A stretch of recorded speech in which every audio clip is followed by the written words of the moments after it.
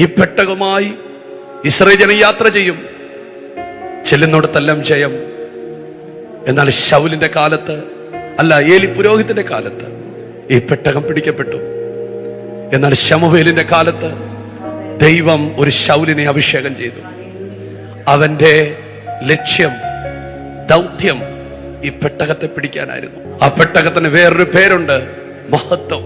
ഈ പെട്ടകം പിടിക്കപ്പെട്ടപ്പോൾ ഒരു സഹോദരി പറഞ്ഞ കാര്യമുണ്ട്, ഇസ്രായേലിൽ നിന്ന് മഹത്വം നഷ്ടപ്പെട്ടു പോയി. അപ്പൊ ഈ പെട്ടകം എന്തിനെ കാണിക്കുന്നു? ഗ്ലോറി, കബോദ്.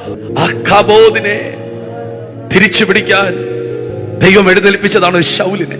കഴിഞ്ഞ നാളിൽ സഭയ്ക്ക് നഷ്ടപ്പെട്ട മഹത്വത്തെ തിരിച്ചു പിടിക്കാൻ എഴുന്നേൽപ്പിച്ച ഒരു തലമുറയാണ് നമ്മൾ. ഒരു തലമുറ മഹത്വത്തെ തിരിച്ചു പിടിക്കാൻ തലമുറ. അതിനുവേണ്ടി ദൈവം ഒരു ശൗലിനെ തിരഞ്ഞെടുത്തു. 40 വർഷം അവൻ രാജാവായിരുന്നു. പക്ഷെ അവന്റെ മനസ്സിൽ പോലും ഈ പെട്ടകം പിടിക്കണമെന്നൊരു ചിന്ത വന്നില്ല. അവൻ എന്തൊക്കെയോ ചെയ്തു, ജീവിതം തീർത്തു. എന്തൊക്കെയോ കാണിച്ചു, ജീവിതം തീർത്തു.